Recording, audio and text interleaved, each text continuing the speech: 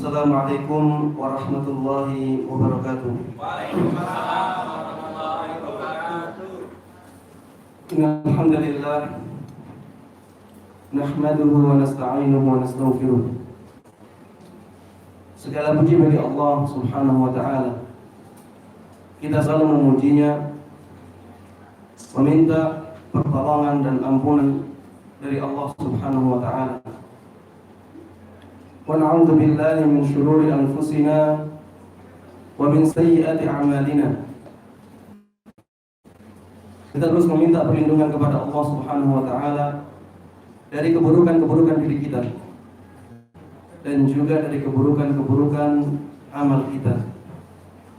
May yahdihillah fala mudilla lahu wa may yudlil fala hadiya lahu. Barang siapa yang Allah kehendaki mendapatkan hidayah, maka tidak ada seorang pun yang mampu menyesatkannya. Sebaliknya, barang siapa yang Allah kehendaki tersesat, maka tidak orang pun yang mampu memberikan hidayah kepadanya. Wa nashhadu an la ilaha illallah wahdahu la syarika lah wa nashhadu anna Muhammadan abduhu wa rasuluh. Kita semuanya bersaksi bahwa tiada ilah, tiada sesembahan yang berhak diibadahi kecuali Allah Subhanahu wa taala. Tidak ada sekutunya. Dan kita juga semuanya bersaksi bahwa Nabi Muhammad sallallahu alaihi wasallam adalah hamba dan utusan Allah Subhanahu wa taala. Beliau seorang hamba, sehingga jangan sampai kita tuhankan.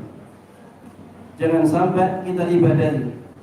Jangan sampai kita jadikan sebagai tujuan permintaan.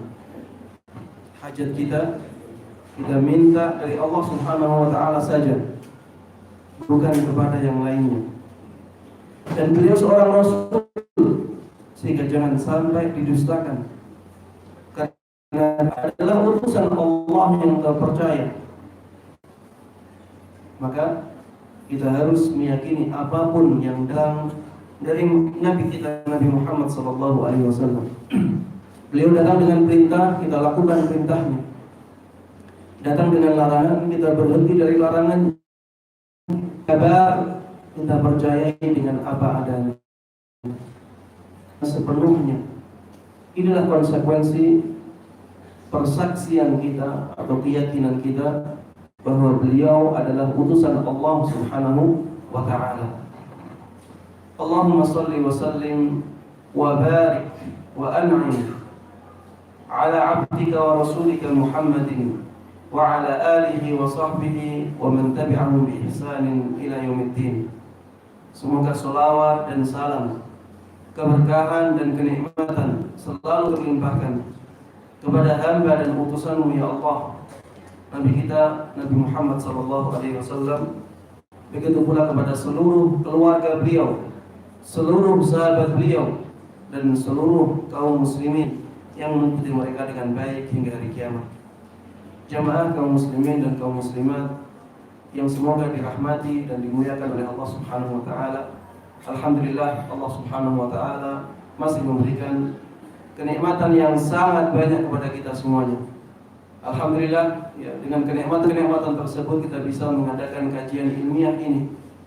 Tidak lain karena nikmat dan pertolongan dari Allah Subhanahu wa taala. Mudah-mudahan ya, nikmat tersebut bisa kita gunakan, bisa kita syukuri, sehingga kenikmatan tersebut ditambahi oleh Allah Subhanahu wa taala dengan nikmat-nikmat yang lainnya. Mudah-mudahan ya, kehadiran kita dalam kajian ini benar-benar ikhlas hanya karena Allah Subhanahu wa taala, sehingga kajian ini bermanfaat, diberkahi oleh Allah Subhanahu wa taala, sehingga bermanfaat bagi kehidupan kita. Para jamaah kaum muslimin dan kaum muslimat yang dimuliakan oleh Allah Subhanahu wa taala, kajian kita ya sebagaimana temanya, lelah mengejar dunia. Kajian ini akan membahas tentang hakikat dunia. Dan pembahasan seperti ini sangat penting bagi kita semuanya. Apalagi di zaman ini, Zaman di mana Allah Subhanahu wa taala membuka lebar pintu dunia. Harta dunia dibuka lebar oleh Allah Subhanahu wa taala di zaman ini. Tidak seperti zaman-zaman yang telah lalu. Manusia di zaman ini sangat maju sekali. Dari semua sisi, ya, kecuali sisi agama, ya. Tapi dari sisi dunia, manusia di zaman ini mungkin adalah manusia yang paling maju dari sejak Allah menciptakan alam semesta ini. Karena ini zaman akhir, ya. Kita ketahui di zaman ini banyak, ya, alat-alat yang dulunya tidak pernah dibayangkan oleh manusia, sekarang oleh manusia nyata ada di depan kita. Di zaman dulu mungkin raja-raja tidak pernah merasakan dinginnya AC seperti sekarang. Tapi orang sekarang, ya, tidak harus menjadi raja untuk merasakan nikmat AC tersebut. Di zaman dulu, ya, tidak ada kendaraan yang seenak kendaraan sekarang. Walaupun raja, kendaraannya masih onta, kuda. Di zaman sekarang, ya, kendaraan sangat mewah. Di zaman dulu tidak ada raja yang bisa terbang. Di zaman sekarang ada kenikmatan tersebut, kita terbang. Bahkan, ya, di zaman ini sudah ada terbang yang tanpa pesawat, ya, hanya dengan alat yang ditaruh di belakang punggung bisa terbang. Ini kenikmatan yang sangat besar. Belum kenikmatan-kenikmatan yang lain, kenikmatan dari makanan, kenikmatan hiburan, kenikmatan sangat banyak sekali. Di zaman ini dibuka lebar oleh Allah Subhanahu wa taala dunia. Sehingga pembahasan masalah dunia ini sangat penting bagi kita. Agar kita, ya, tidak lelah mengejar dunia. Agar kita tidak terlena dengan dunia tersebut. Dan zaman inilah yang ditakutkan oleh Rasulullah SAW. Dalam sebuah hadisnya Rasulullah SAW bersabda, "Mal faqru akhsha alaikum." Bukan kefakiran yang aku takutkan menimpa kalian, walakinni akhsha an tubsata alaikum ad-dunya. Yang aku khawatirkan justru ketika dunia dibuka untuk kalian. Kama busitat ala man kana qablakum, sebagaimana dunia tersebut pernah dibuka untuk orang-orang sebelum kalian, umat-umat terdahulu. Fatanafasuha kama tanafasuha, sehingga kalian akhirnya berlomba-lomba untuk mendapatkan dunia tersebut sebagaimana orang-orang terdahulu berlomba-lomba mendapatkannya. Fatuhlikakum kama ahlakathum, ketika kalian sudah berlomba-lomba dengan dunia, dunia akan membinasakan kalian sebagaimana dunia telah membinasakan umat-umat sebelum kalian. Inilah yang ditakutkan oleh Rasulullah SAW atas umatnya. Rasulullah tidak terlalu khawatir dengan kemiskinan, dengan kefakiran yang menimpa umatnya. Justru Rasulullah SAW khawatir ketika dunia dibuka umatnya menjadi kaya raya, karena dunia ini, ya, menjadi sebab kebinasaan banyak umat Nabi Muhammad SAW. Fitnah maksudnya adalah godaan. Dunia sangat manis dan sangat indah dalam pandangan. Makanya wajar, ya, apabila banyak manusia yang memperebutkannya. Rasulullah SAW telah bersabda, "Inna dunya hadirah." Dunia ini terasa manis dan terlihat hijau, terlihat indah.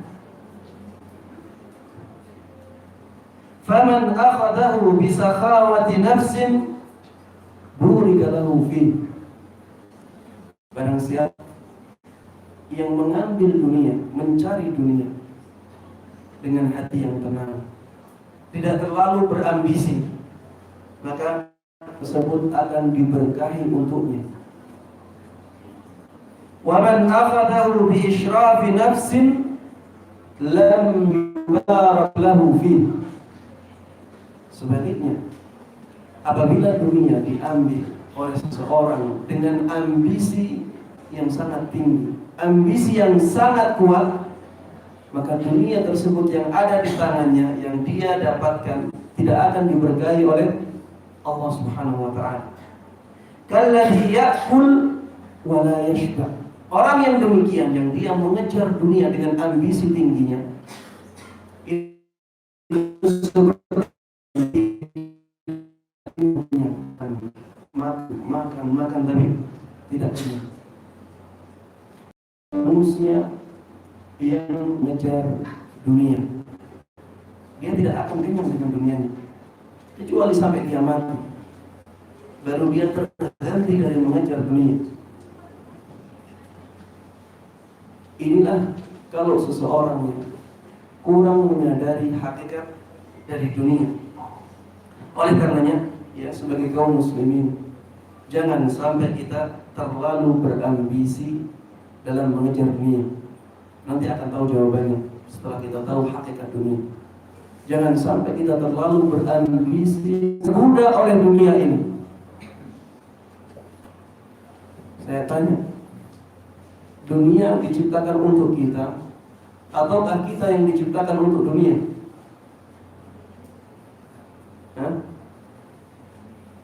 Dunia diciptakan untuk kita, ataukah kita yang diciptakan untuk dunia? Dunia yang diciptakan untuk kita. Allah Subhanahu wa ta'ala dalam surat Al-Baqarah mengatakan, huwallazi khalaqa lakum ma fil ardi jami'a. Allah lah yang menciptakan untuk kalian semua yang ada di bumi ini. Jadi bumi, dunia, seisinya ini diciptakan untuk manusia. Harusnya dunia dijadikan sebagai budak manusia, bukan manusia yang menjadi budaknya dunia. Karena apa? Karena dunia diciptakan untuk manusia, untuk mengantarkan manusia kepada kehidupan setelahnya. Makanya Rasulullah SAW pernah mengatakan, ta'isa abdul dinar, sungguh celaka ya hambanya dinar yang selalu diperbudak oleh harta. Ta'isa abdul dirham, sungguh celaka para budak ya, seorang yang diperbudak oleh dirhamnya. Ta'isa abdul khamisa, dan sungguh celaka orang yang diperbudak oleh sandang ya pakaian, mengejar model pakaian-pakaian yang sangat indah, yang sangat mahal, model-model terbaru. Orang yang diperbudak oleh pakaiannya menjadi celaka. Jangan sampai ya, sebagai kaum muslimin kita menjadi orang-orang yang demikian, yang diperbudak oleh dunianya. Tapi jadikan dunia sebagai budak kita, sebagai pembantu kita untuk meraih kemuliaan kita di dunia dan di akhirat nanti. Agar kita dapat agar kita tidak mudah diperbudak oleh dunia. Maka di sini ya, sangat penting untuk mengetahui hakikat dunia, sebagaimana disebutkan oleh Allah Subhanahu wa ta'ala di dalam Al-Qur'an dan disebutkan oleh Rasulullah SAW dalam sunnah-sunnah. Hakikat dunia yang pertama adalah bahwa dunia ini sangat sedikit sekali nilainya. Dari sisi nilai, dunia ini sangat sekali. Dan hal ini telah ditegaskan oleh Allah Subhanahu wa ta'ala di dalam Al-Quran. Sampaikan kepada umatmu bahwa sesungguhnya dunia itu sedikit. Sesungguhnya dunia ini sedikit. Dunia seisinya ini dikatakan sedikit oleh Allah Subhanahu wa ta'ala. Kalau ada orang sekarang ya, punya pulau, kita akan melihat ini sangat banyak sekali. Tapi Allah mengatakan dunia isinya ini sangat sedikit sekali. Karena Allah Maha luas karunia. Allah tidak hanya tahu tentang dunia, tapi Allah tahu segala dunia. Apabila dibandingkan dengan akhirat tidak ada apa-apa. Makanya di dalam ayat lain Allah Subhanahu wa taala berfirman, "Fama mata'ul hayatid dunya fil akhirati illa mata'. Fama mata'ud dunya fil akhirati illa qalil." Tidaklah kenikmatan dunia apabila dibandingkan dengan kenikmatan akhirat kecuali hanya sedikit sekali. Di dalam surat At-Taubah ayat 38. Bahkan di dalam sebuah hadis Rasulullah SAW memberikan perumpamaan kepada kita dengan perumpamaan yang sangat kuat dalam menjelaskan betapa sedikitnya dunia ini. Dalam hadis yang diriwayatkan oleh At-Tirmidzi yang dengan sanad yang sahih, Rasulullah SAW mengatakan, "Lau kanatid dunya ta'dilu 'inda Allah janaha ba'udah ma saqa kafiran minha syarbata ma." Seandainya dunia ini di sisi Allah Subhanahu wa taala sebanding dengan satu sayap nyamuk, bandingkan satu sayap nyamuk, sangat sedikit sekali. Kalau seandainya dunia isinya ini di mata Allah sebanding dengan sayap nyamuk, maka Allah Subhanahu wa taala tidak akan memberikan minuman kepada orang yang kafir non-muslim walaupun hanya seteguk. Tapi ternyata Allah memberikan nikmat kepada orang-orang yang non-muslim. Itu menunjukkan bahwa dunia ini tidak sebanding di sisi Allah Subhanahu wa taala walaupun hanya dengan satu sayap nyamuk. Sangat sedikit sekali di sisi Allah Subhanahu wa taala. Nikmat yang lain yang ada di sisi Allah jauh lebih banyak. Kalau kita tahu bahwa dunia ini sangat sedikit nilainya di sisi Allah, apakah kita akan mau diperbudak oleh dunia? Apakah kita akan terlena dengan dunia? Tentunya tidak. Kalau kita ingat terus akan hakikat ini, makanya Rasulullah SAW kalau telah bersabda, dua rakaat yang dilakukan sebelum sholat subuh itu lebih baik daripada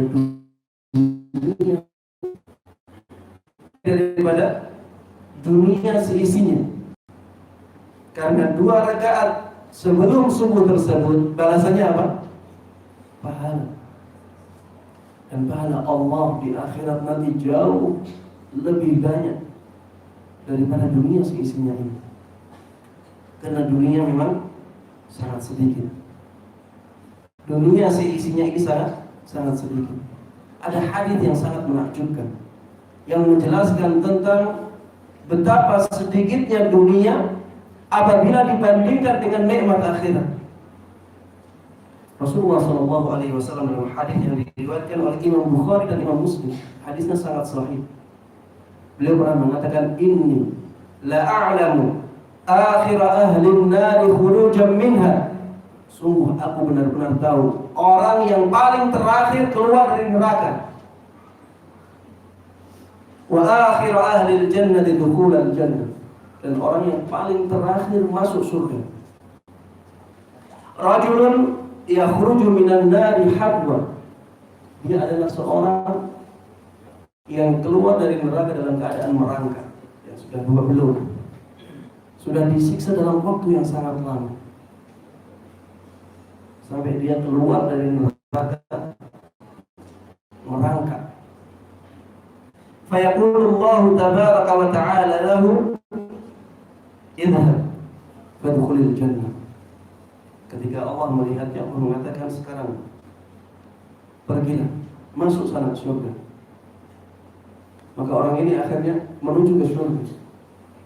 Namun Allah menampakkan surga di hadapannya sudah penuh. Bayangkan ini orang ya berapa ribu tahun di neraka. Dia orang yang paling terakhir masuk surga. Tiba-tiba dia melihat surganya sudah penuh. Bagaimana perasaan orang ini? Dia sedang melihat kenikmatan yang sangat luar biasa, tapi tidak ada tempat baginya. Akhirnya orang ini balik kepada Allah mengatakan, wajadtuha mal'a. Wahai Rabb, aku mendapati surga ini sudah penuh, tidak ada tempat bagiku. Maka Allah mengatakan kepadanya lagi, idhhab fadkhulil jannah. Sekarang sama, pergi lagi dan masuklah surga. Pergi lagi, karena dia memang sangat menginginkan masuk surga. Beribu-ribu tahun disiksa, bagaimana tidak ingin masuk surga? Walaupun tadinya sudah melihat, dia benar-benar lihat ya, surga sudah penuh, tapi dia sekarang mau lagi, karena memang sangat ingin masuk surga. Ternyata ditambahkan oleh Allah, surganya sudah penuh lagi. Balik lagi kepada Allah Subhanahu wa ta'ala. Ya Rabb, wajadtuha mal'a. Wahai Rabbku, aku mendapati surga sudah penuh, tidak ada tempat bagiku. Maka Allah Subhanahu wa ta'ala yang ketiga kali mengatakan, idhhab fadkhulil jannah fa inna laka mithla dunya wa 'asharata amsalha. Allah mengatakan kepada orang ini, sekarang masuklah, pergilah dan masuklah ke dalam surga, karena bagianmu dari surga itu seperti dunia, bahkan 10 kali lipatmu. Bayangkan, orang yang paling terakhir masuk surga mendapatkan kenikmatan sampai 10 kali lipat dunia seisinya ini. Ini menunjukkan bahwa dunia ini sangat sedikit sekali di mata Allah Subhanahu wa ta'ala. Orang yang paling terakhir masuk surga saja mendapatkan nikmat yang demikian. Jadi jangan sampai nanti mengatakan, sudah, yang penting saya Islam, saya akan mendapatkan nikmat 10 kali lipatnya dunia. Jangan sampai seperti ini, malah semangatnya untuk beribadah berkurang. Harusnya yang sedikit saja nikmatnya seperti itu, apalagi yang dapat banyak. Harusnya kita semakin semangat untuk mendapatkan nikmat Allah Subhanahu wa ta'ala. Kemudian ya, Rasulullah SAW mengatakan di dalam hadis ini, dzaka adna ahlil jannati manzil. Orang itu yang mendapatkan nikmat 10 kali lipatnya dunia, itu adalah orang yang paling rendah derajatnya di surga Allah Subhanahu wa ta'ala. Bayangkan kalau satu orang ya dapat 10 kali lipatnya dunia seisinya ini, berapa nikmat Allah? Berapa jumlah manusia? Bermiliar-miliar. Kalau satunya dapat 10 kali lipatnya dunia, berapa luasnya nikmat Allah ini?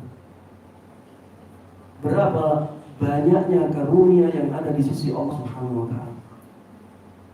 Makanya ya, dalam sebuah hadis disebutkan,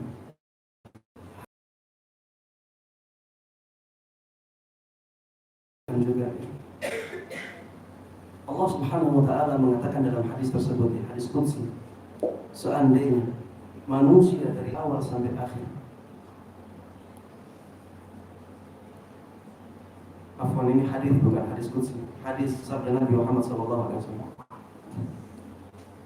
bahwa manusia dari awal sampai akhir dikumpulkan, jin dari awal sampai akhir dikumpulkan, kemudian mereka meminta hajat mereka sesuai dengan apa yang ada di benak mereka, dan Allah berikan semua hajatnya. Kata Rasulullah SAW, itu tidak akan mengurangi karunia kecuali seperti jarum yang dicelupkan ke dalam laut, kemudian diangkat lagi jarum tersebut. Air yang melanggar di jarum itu, itulah yang diberikan oleh Allah kepada semua manusia tadi dan semua jin. Dari awal sampai akhir tidak akan mengurangi karunia Allah Subhanahu wa taala. Padahal itu semua manusia dari awal sampai akhir dikumpulkan. Jin dari awal sampai akhir dikumpulkan. Itu kalau semua hajat mereka dicukupi oleh Allah, maka tidak akan mengurangi karunia dari Allah Subhanahu wa taala. Inilah luasnya karunia Allah Subhanahu wa taala. Maka dunia ada sekarang ini sebenarnya sangat sedikit sekali. Sangat sedikit sekali. Hakikat dunia yang kedua, dari yang sedikit sekali tersebut, yang kita nikmati juga sangat sedikit. Berapa persen nikmat yang kita nikmati dari dunia ini? Sangat sedikit. Padahal keseluruhan dunia ini sudah sangat sedikit di sisi Allah Subhanahu wa taala. Rasulullah sallallahu alaihi wasallam dalam sebuah hadis yang mengatakan, yaqulul 'abdu mali mali. Seorang hamba ini, saya punya ini. Rasulullah akan ilmu min mali falah. Sesungguhnya yang menjadi harta dia hanyalah tiga harta saja. Yang pertama, ma akala fa afna, yang dia nikmati dari makanannya, itulah bagian dari dia, bagian dunia dia yang dia makan. Orang yang kaya raya makannya berapa piring sehari? Hah? Berapa piring? Ada 10 piring. Itulah yang menjadi bagian dari nikmat dia. Aw labisa fa'abla, atau yang dia pakai dari pakaiannya, dan itu pun akhirnya rusak. Pakaiannya orang kaya raya berapa? Sedikit, berapa persen dari harta yang dia banggakan? Sangat sedikit. Aw a'ta faqdana, dan harta yang dia berikan kepada orang lain, dan itulah yang nantinya akan bersama dia, akan tersimpan dengan sangat baik di sisi Allah Subhanahu wa taala. Itulah yang nantinya akan dia bawa sampai di akhirat. Adapun yang dia makan, yang dia pakai, maka semuanya akan hilang, kecuali yang dia infakkan, yang dia sedekah keras karena Allah Subhanahu wa taala. Akhirat nanti Rasulullah sallallahu wa siwa dzalika fa huwa dhahibun, yang selain tiga akan menjadi milik ahli warisnya atau diperebutkan bahkan oleh orang lain. Betapa banyaknya harta yang demikian, dikumpulkan sampai berkumpul sangat banyak, tiba-tiba mati. Akhirnya apa? Orang yang seperti harus mempertanggungjawabkan dari mana dia menurut, padahal dia belum manfaatkannya. Ini orang yang paling merugi. Ya. Makanya di dalam ayat dari tadi, jangan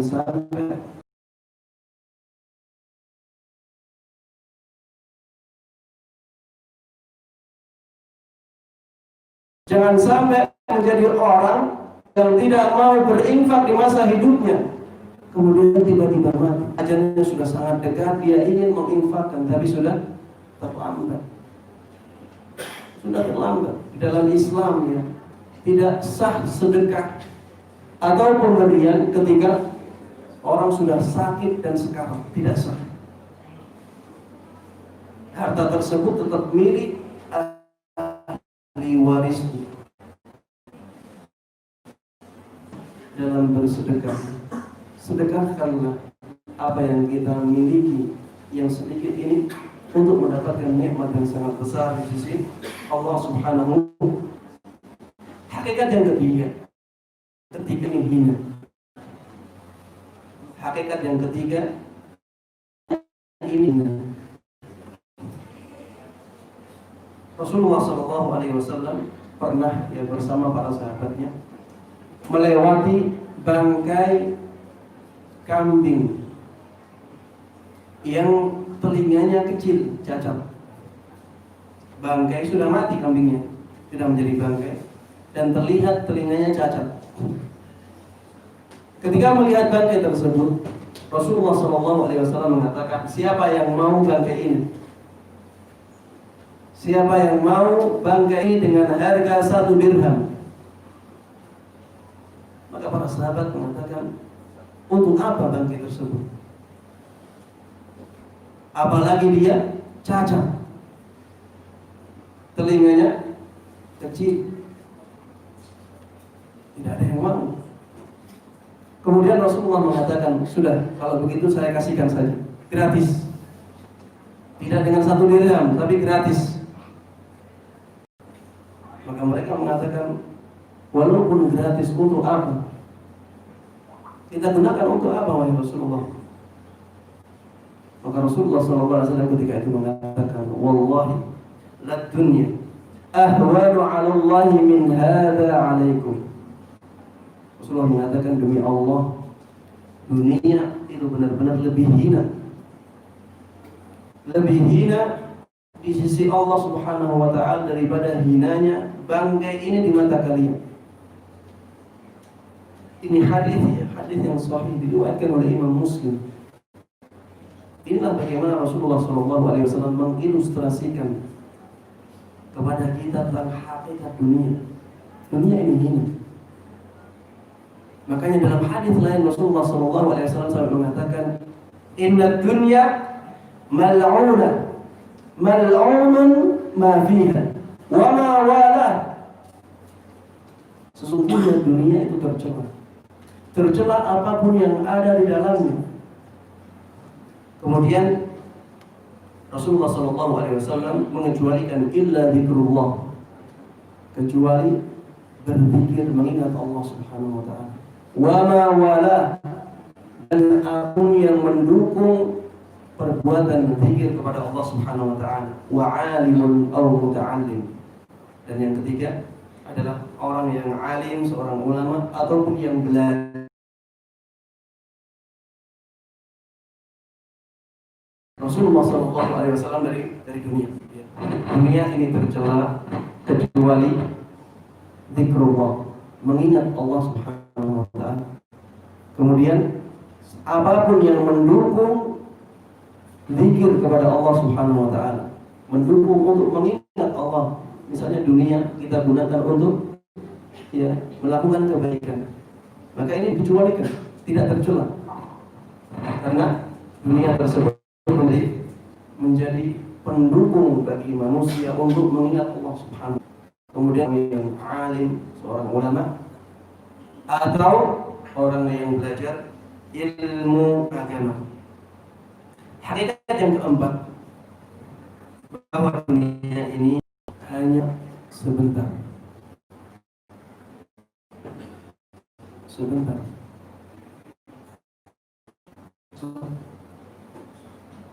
Orang kadang hidup sampai 60 tahun.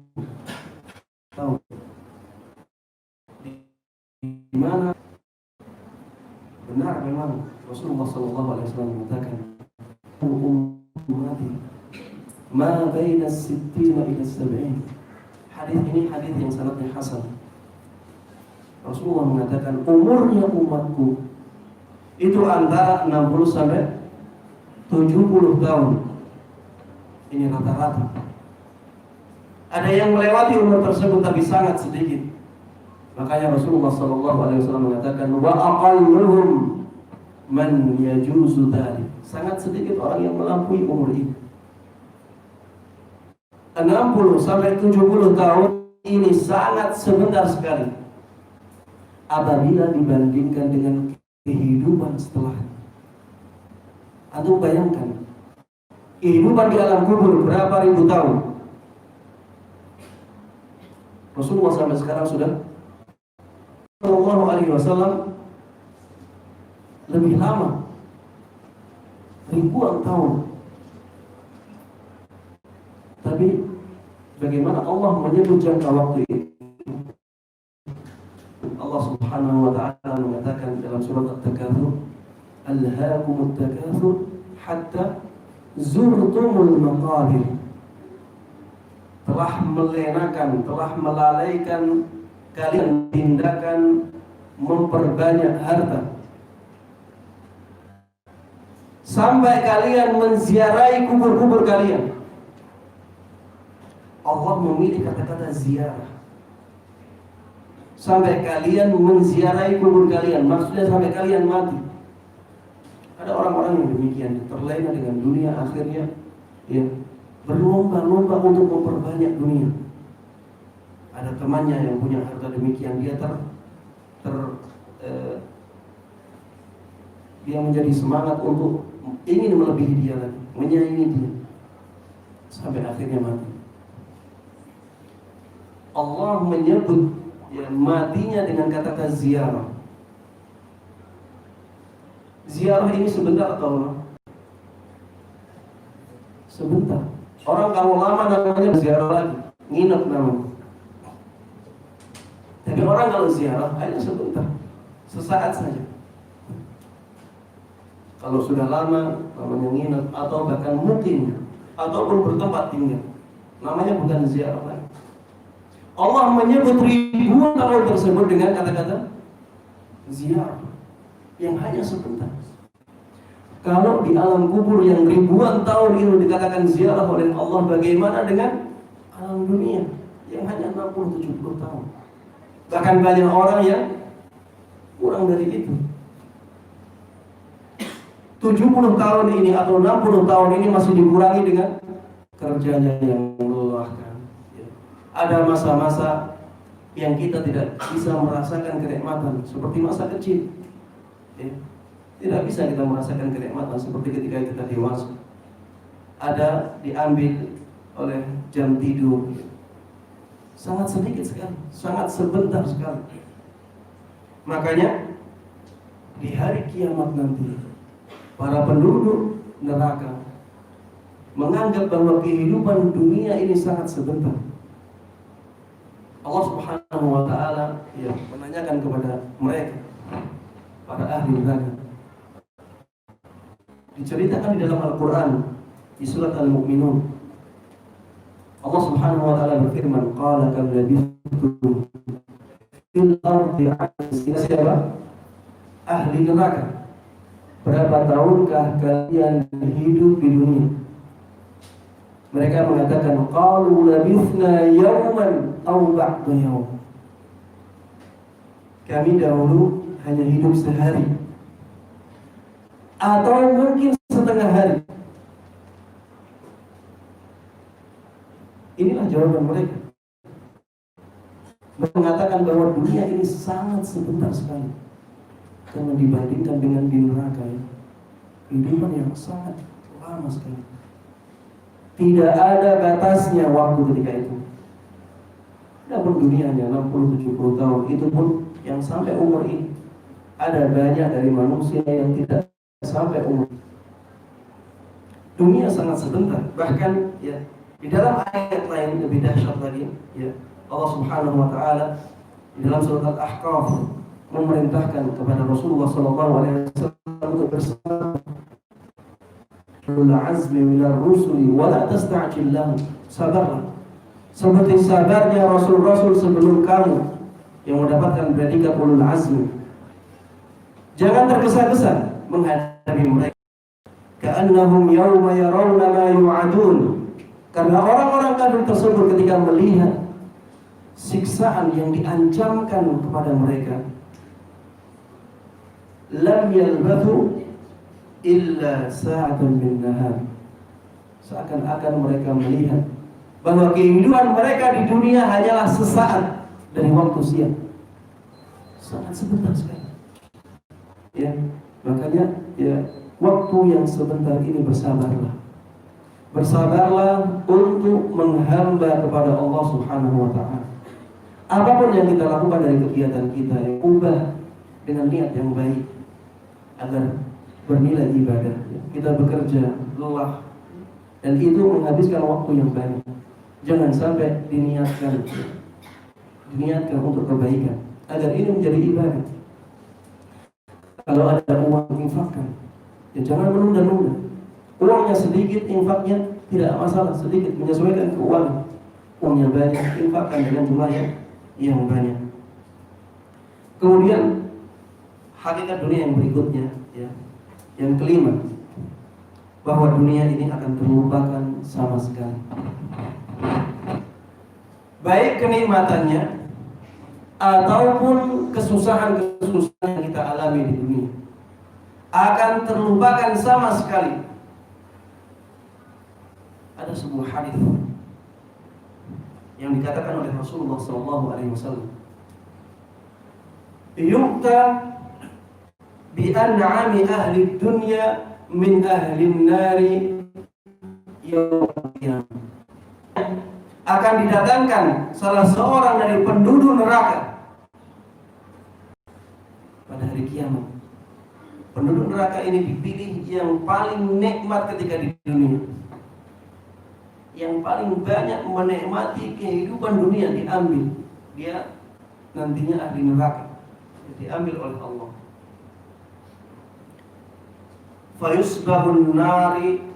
Fayusbahu fin nari sabghah. Ya. Jadi orang ini jatahnya sudah masuk neraka, tapi belum masuk neraka. Dipilih oleh Allah, ya. Kemudian dicelupkan ke neraka dengan satu celupan. Ini siapa? Penduduk dunia yang paling banyak nikmatnya. Dicelupkan satu kali celupan. Thumma yuqal. Kemudian dikatakan kepada orang ini, "Ya ibna Adam, hal ra'aita khairan qat?" Wahai anak Adam, pernahkah engkau melihat kebaikan walaupun hanya satu? Pernahkah engkau melihat kebaikan walaupun hanya satu saja? Hal marra bika na'imun qat? Apakah engkau pernah merasakan kenikmatan walaupun hanya satu saja? Maka orang ini mengatakan, "La wallahi ya Rabb." Tidak, demi Allah wahai Rabbku. Demi Allah aku tidak pernah merasakan kenikmatan walaupun hanya sekali wahai Rabbku. Sampai seperti ini. Paling banyak merasakan kenikmatan ketika hidup di dunia. Dengan satu celupan dia lupa semuanya.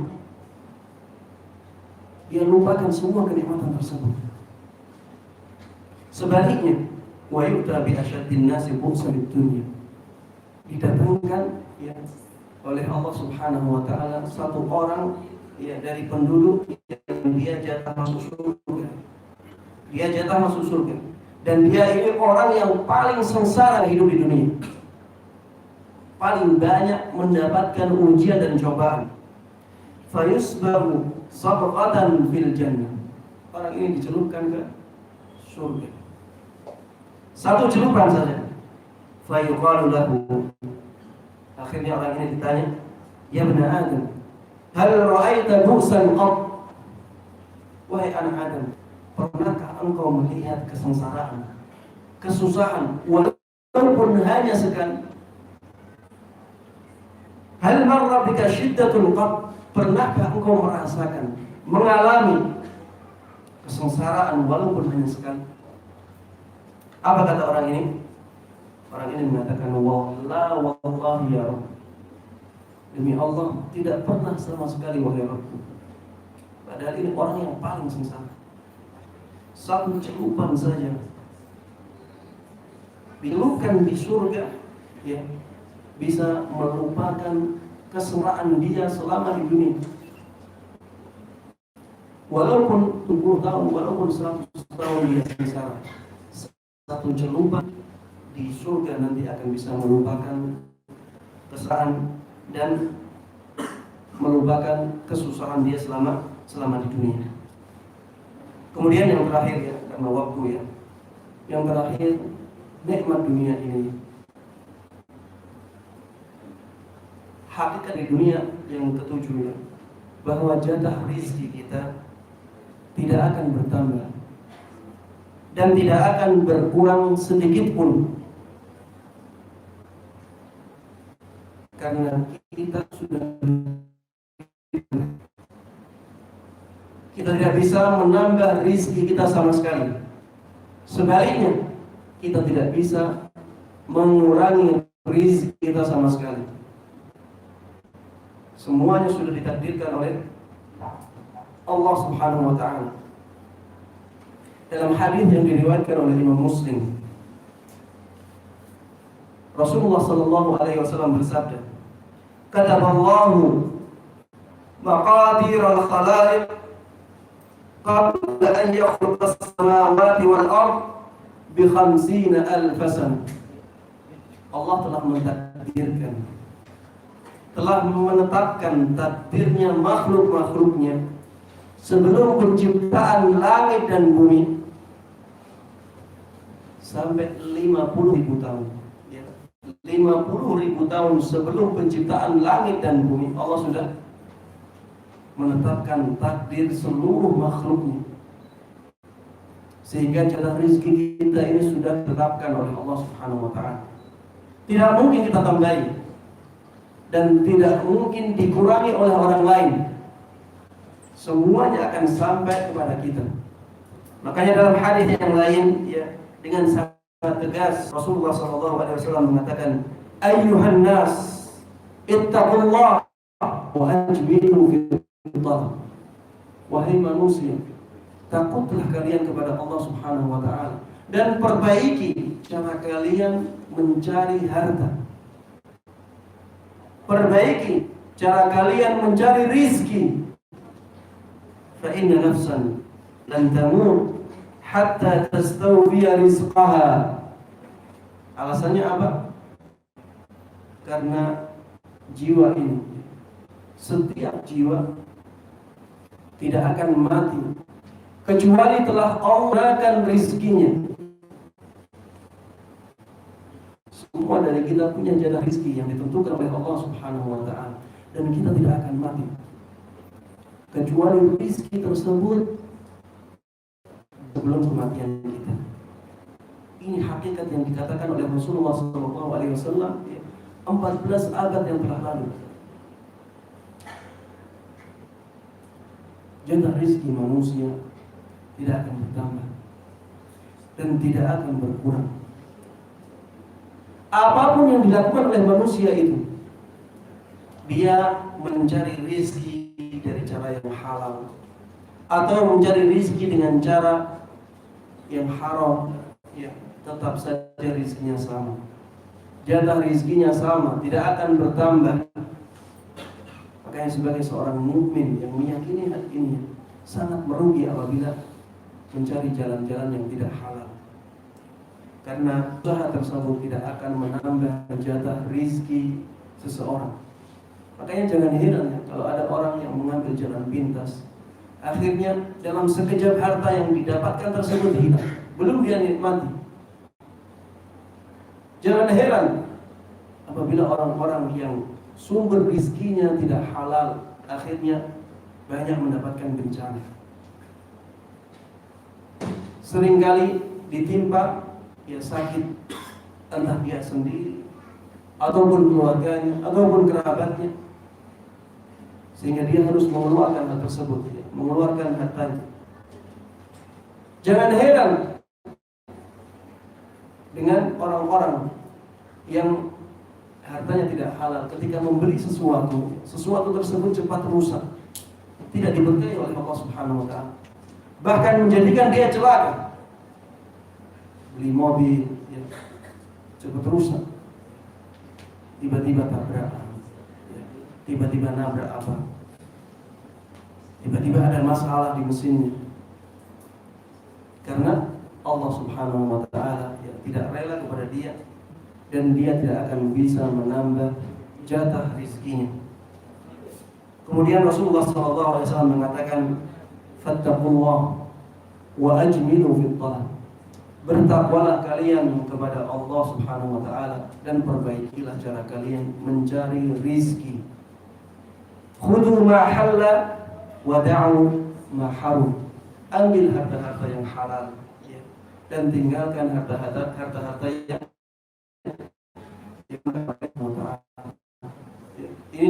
dunia ya, masih sangat banyak ya, sebenarnya yang membatasi kita. Yang jelas ya, ketika kita tahu hakikat ini, maka sikapilah dunia ini dengan sikap yang baik ya. Kita tidak ingin dari kajian ini kemudian nantinya ya banyak orang yang tidak giat dalam bekerja, akhirnya malas-malasan bekerja. Tidak demikian, atau hartanya dibuang oleh dia sudah. Ini sangat tidak berharga. Tidak demikian, maksudnya tidak ini. Tapi kita ingin ya, setelah kajian-kajian yang seperti ini, kita bisa baik dalam menyikapi dunia. Jangan diperbudak oleh dunia, jangan terlena oleh dunia, karena itu akan membinasakan kita ya. Tapi sikapilah dunia dengan sikap yang baik. Jadilah orang yang sangat sukses dalam bisnisnya, bisnis dengan Allah Subhanahu wa ta'ala, berdagang dengan Allah Subhanahu wa ta'ala. Orang yang sukses dalam hukum ekonomi seperti apa? Orang yang bisa mengambil keuntungan sebanyak-banyaknya dengan modal sesedikit ya, dengan modal yang paling sedikit dia bisa mendapatkan untung yang paling banyak. Itulah orang yang paling sukses dalam hukum ekonomi. Kita juga bisa demikian dengan Allah Subhanahu wa ta'ala. Karena harta yang sangat sedikit ini bisa kita gunakan untuk mendapatkan surga Allah Subhanahu wa ta'ala. Oleh karenanya ketika kita bekerja, kemudian kita sudah mendapatkan harta, jangan lupakan kemuliaan kita untuk akhirat nanti. Jangan sampai kita menjadi orang yang senang membangun rumah di dunia. Rumahnya dibangun seindah mungkin, tapi ternyata lalai akan rumah yang akan ditempati akhirat nanti.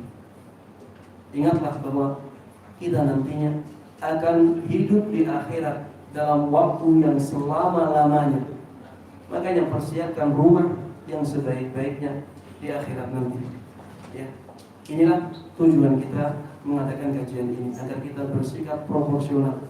Gunakan harta yang kita dapatkan, nikmat yang kita dapatkan ini untuk kebaikan, untuk ibadah, untuk sedekah, untuk membantu dakwah, untuk membangun masjid, untuk menguatkan agama Allah Subhanahu wa ta'ala. Setiap orang punya potensi masing-masing ya. Ada orang yang pintar dengan ilmu dunia, dia bisa jadikan ilmu dunia tersebut sebagai lahan ibadah untuk menguatkan agama Islam. Ada orang yang punya harta, dengan hartanya dia bisa menguatkan agama Islam, berbuat kebaikan. Ada orang yang punya potensi dari sisi ilmu agama ya, bisa menggunakan ilmu agama tersebut untuk berdakwah. Setiap orang punya potensi masing-masing ya.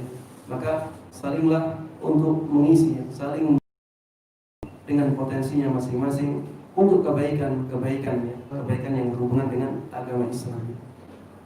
Ingatlah selalu bahwa kemuliaan kita sebenarnya karena agama. Jasad kita sebenarnya tidak ada gunanya, tidak ada harganya. Tapi jasad kita ini menjadi sangat berharga ketika kita gunakan untuk memperjuangkan agama. Sebenarnya manusia ya ditentukan oleh perjuangan dia terhadap agama.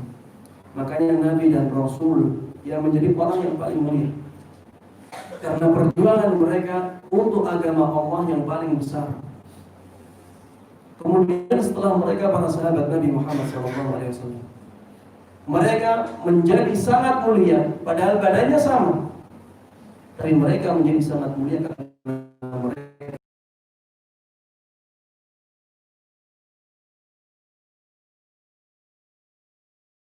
mereka menjadi sangat mulia karena mereka memperjuangkan agama Allah Subhanahu wa ta'ala. Siapapun ya, yang memperjuangkan agama Allah pasti akan dimuliakan oleh Allah Subhanahu wa ta'ala ya.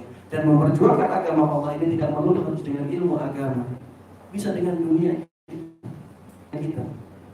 Dengan potensi apapun yang ada di kita, kita bisa memperjuangkan agama Islam ya, sesuai dengan masing-masing. Demikian yang bisa saya sampaikan dalam kesempatan kali ini ya. Mudah-mudahan ya bermanfaat bagi kita semuanya. Mudah-mudahan diberkahi oleh Allah Subhanahu wa ta'ala, dan mudah-mudahan bisa yang kita terapkan dalam kehidupan kita. Wallahu ta'ala a'lam, wa sallallahu wa sallam wa baraka ala nabiyyina Muhammadin wa ala alihi wa sahbihi wa man tabi'ahum bi ihsan ila yaumiddin. Walhamdulillahi rabbil alamin. Kurang 3 menit lagi kita harus menyantap. Ada pertanyaan? Takutnya di tengah-tengah jawaban sudah ada.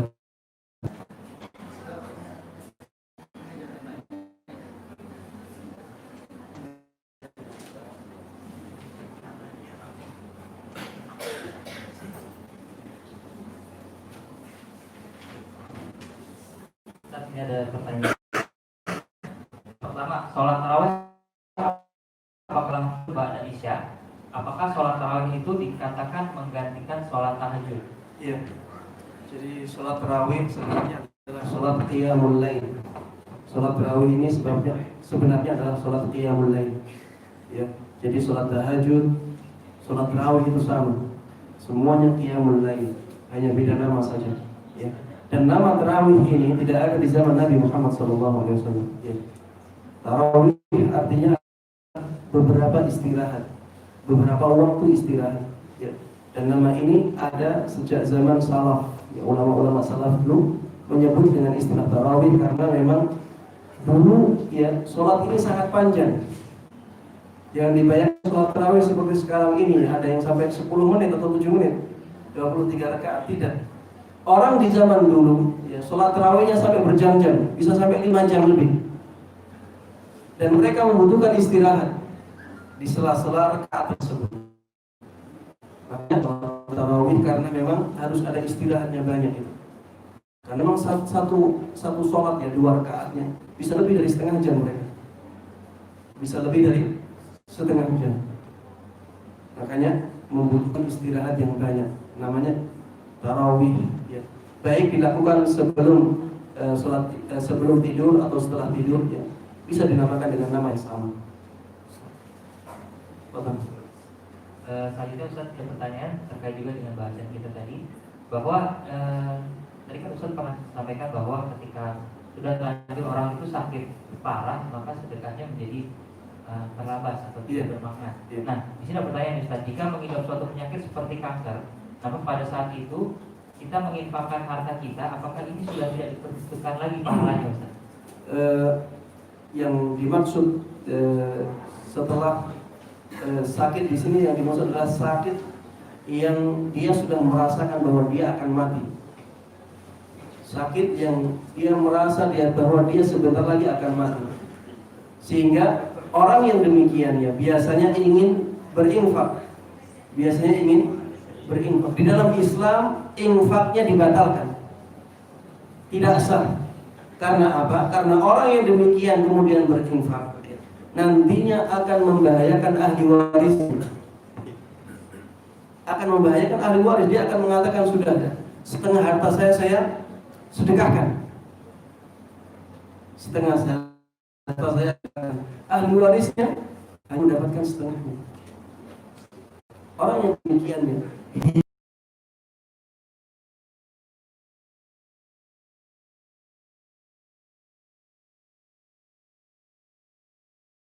bahwa memang ajalnya sudah sangat dekat. Misalnya dokter sudah bahwa dia tidak akan lama lagi meninggal. Ya, orang yang demikian ya pemberiannya tidak sah, ditolak oleh Islam, dikatakan tidak sah dan kepemilikannya tidak bisa berpindah ke tangan orang yang diberikan tersebut. Tapi ya menjadi tetap milik dia dan nantinya harus dibagikan kepada ahli waris.